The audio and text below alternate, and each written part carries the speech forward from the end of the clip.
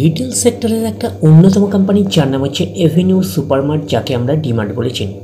তো ডিমার্টের হচ্ছে আমরা ফান্ডামেন্টালসটাকে নিয়ে অ্যানালিসিস করবো, দেখবো যে কোম্পানিটা ফান্ডামেন্টালি কতটা সাউন্ড রয়েছে। তো কোম্পানিটা এখন ট্রেড করছে 4,692 টাকায় এখন ট্রেড করছে। আমরা যদি চলে যাই কোম্পানিটার মার্কেট ক্যাপিটালাইজ কত রয়েছে, অ্যাপ্রক্স বলতে পারেন 3 লাখ কোটি টাকার মার্কেট ক্যাপিটালাইজ। অর্থাৎ এই কোম্পানিটাকে আমরা ব্লু চিপ লার্জ ক্যাপ টাইপের কোম্পানি হিসাবে কনসিডার করতেই পারি। এবং কোম্পানিটার আমরা যদি আরওসি দেখি, রিটার্ন অন ক্যাপিটাল এমপ্লয়েড কত আছে 18.0%, আরওই রিটার্ন অন ইকুইটি আছে 13.4%। তাহলে আরওসি আর আরওই হচ্ছে ডিসেন্ট রয়েছে, এইটুখানি আমরা বলতে পারি। কোম্পানির পারফরমেন্সের উপরে কিন্তু ডিপেন্ড করে আরওসি আর আরওই, এইটুখানি মাথায় রাখবেন। আগামী দিনে যদি কোম্পানি আরও ভালো পারফরমেন্স করে, আরও গ্রোথ দেখাতে শুরু করে, তাহলে আরওসি আর আরওই হচ্ছে আরও ইমপ্রুভ করবে। এইবারে আমরা চলে যাচ্ছি কোম্পানিটার হচ্ছে ব্যালেন্স শিট পার্টে। তো চলে আসলাম ব্যালেন্স শিট পার্টে। তো আমরা ডিরেক্টলি চলে যাব কোম্পানিটার হচ্ছে রিজার্ভ অ্যান্ড সারপ্লাসে। তো চলে আসলাম কোম্পানিটার রিজার্ভ অ্যান্ড সারপ্লাসে। তো রেঞ্জ কত আছে রিজার্ভ অ্যান্ড সারপ্লাস 409, তারপরে গ্রো করে 638, তারপরে হচ্ছে 959, 3,218, 4,045, 4,963 পরপর গ্রো করছে। তারপরে হচ্ছে 10,432, তারপরে 11,536, তারপরে 13,030 পরপর গ্রো করলো। 13,030-এর পরে আমরা যেটা পাচ্ছি সেটা হচ্ছে 15,430, 18,047, 20,777। তো রিজার্ভ অ্যান্ড সারপ্লাসের মধ্যে কনসিস্টেন্সিও পাচ্ছি, প্লাস কিন্তু গ্রোথও পাচ্ছি। এটা কিন্তু কোম্পানির ক্ষেত্রে কিন্তু একটা পজিটিভ সাইন। এটা থেকে একটা আমরা ওভারভিউ পেতে পারি যে নেট প্রফিটের মধ্যেও কনসিস্টেন্সি প্লাস গ্রোথ থাকার পসিবিলিটিস অনেক অংশে রয়েছে।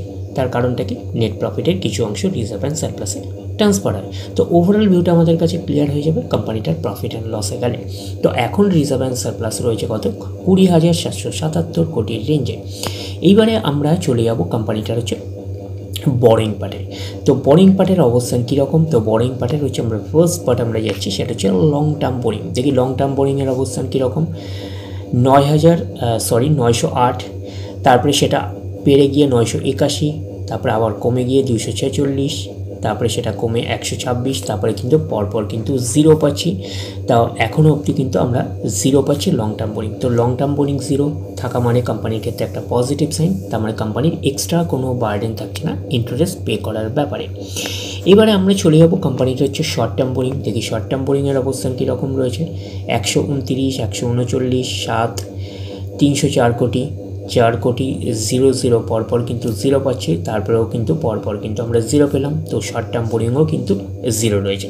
তো লং টার্ম বোরিং প্লাস হচ্ছে শর্ট টার্ম বোরিং দুটোই জিরো। তো আমার কোম্পানি পুরোপুরি ডেট ফ্রি কোম্পানি হিসাবে কিন্তু আমরা কনসিডার করতেই পারি ডিমার্টকে। তো এটা কোম্পানির ক্ষেত্রে একটা পজিটিভ সাইন। এইবারে আমরা চলে যাব কোম্পানিটার হচ্ছে ক্যাশ অ্যান্ড ক্যাশ ইকুইভ্যালেন্টে, দেখবো যে অবস্থান কীরকম রয়েছে। তো চলে আসলাম ক্যাশ অ্যান্ড ক্যাশ ইকুইভ্যালেন্ট 55 কোটি, তারপরে 38, 35, 1884, 560, 219, 108, 1446, 299, 299-এর পরে আমরা যেটা পাচ্ছি সেটা হচ্ছে 1408, 638, 358। তো ওভারঅল এই ব্যালেন্স শিটটাকে আমরা 5 স্টার টাইপের ব্যালেন্স শিট হিসাবে কনসিডার করতেই পারি। তো কোম্পানিটা একটা লার্জ ক্যাপ টাইপের কোম্পানি। তো লার্জ ক্যাপ টাইপের কোম্পানি হিসাবে ক্যাশটা আর ঠিকঠাকই রয়েছে বলতে পারি। 358 কোটির রেঞ্জে long term boring short term boring দুটোই জিরো। তার মানে পুরোপুরি ডেট ফ্রি কোম্পানি হিসাবে কনসিডার করতে পারি। আর রিজার্ভ মোটামুটি অনেকটাই রয়েছে, আমরা বলতে পারি 20,777 কোটির রেঞ্জে রিজার্ভ অ্যান্ড সারপ্লাস রয়েছে।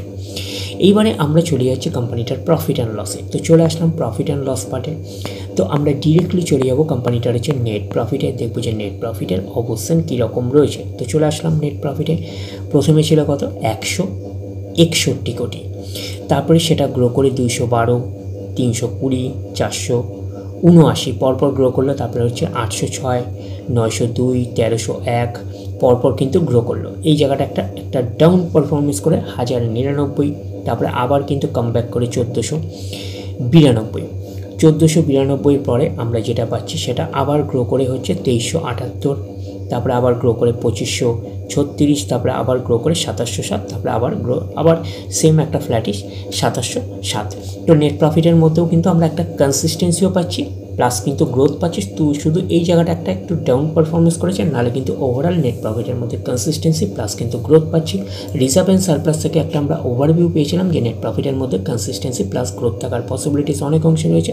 তো নেট প্রফিটের মধ্যে আমরা কনসিস্টেন্সিও পেয়েছি প্লাস গ্রোথ পেয়েছি। তো এই প্রফিট অ্যান্ড লসটাকেও আমরা 5 স্টার টাইপের প্রফিট অ্যান্ড লস হিসাবে কিন্তু কনসিডার করতেই পারি। এইবারে আমরা চলে যাব কোম্পানিটার শেয়ার হোল্ডিং প্যাটার্নে, দেখবো কার কী অবস্থান রয়েছে। তো চলে আসলাম শেয়ার হোল্ডিং প্যাটার্নে। তো শেয়ার হোল্ডিং প্যাটার্নে আমরা পাচ্ছি প্রোমোটার মিনসকে কোম্পানির ওনার। তো কত পার্সেন্ট স্টেক হোল্ড করে রয়েছে? 74.65%। অ্যাজ পার সেবির রুলস অনুযায়ী কিন্তু 75% পর্যন্ত কিন্তু স্টেক হোল্ড করে রাখতে পারে প্রোমোটার। তো সেখানে কিন্তু ম্যাক্সিমামই স্টেক হোল্ড করে রয়েছে প্রোমোটার আমরা বলতে পারি। এফআইএস আছে, ফরেন ইনস্টিটিউশনাল ইনভেস্টার রয়েছে 8.25%, ডিআইএস আছে, ডোমেস্টিক ইনস্টিটিউশনাল রয়েছে 9.22%, আর গভর্নমেন্ট না থাকার মতন 0.07%, আর পাবলিক রয়েছে 7.79%। তাহলে এইটুকুনি বলতে পারি প্রত্যেকেরই কিন্তু কম বেশি ইনভলভমেন্ট রয়েছে। তো শেয়ার হোল্ডিং প্যাটার্নটাকে আমরা ডিসেন্ট টাইপের শেয়ার হোল্ডিং প্যাটার্ন হিসাবে আমরা কনসিডার করতেই পারি। তো পিয়ার সেগমেন্টে যদি দেখি তাহলে কোম্পানিটা যে রিটেল সেক্টরের কিন্তু লিডার কোম্পানি, এইটুকুনি কিন্তু মাথায় রাখবেন। তো অ্যাজ পার মার্কেট ক্যাপিটালিস্ট অনুযায়ী আমরা কিন্তু দেখতে পাচ্ছি। তো এভিনিউ সুপারমার্ট অর্থাৎ ডিমার্ট, তো কোম্পানিটার নাম বলেই দেওয়া হয়েছে ডিমার্ট। তো কোম্পানিটা রিটেল সেক্টরের লিডার কোম্পানি। তো এইটুখানি আমরা বলতে পারি যে লার্জ ক্যাপ টাইপের কোম্পানি হিসাবে কিন্তু কোম্পানিটার ফান্ডামেন্টালসটাকে আমরা ফান্ডামেন্টালি সাউন্ড হিসাবে কিন্তু কনসিডার করতেই পারি। তো ডিরেক্টলি গিয়ে জাম্প করে বাই করবেন না, ফার্দার স্টাডি করবেন। আফটার দ্যাট আপনারা ডিসাইড করবেন এই স্টকটা বাই করবেন কি করবেন না। তাহলে এই অবধি, নেক্সট ভিডিওতে আবার আপনার সাথে আমার দেখা হচ্ছে। ধন্যবাদ।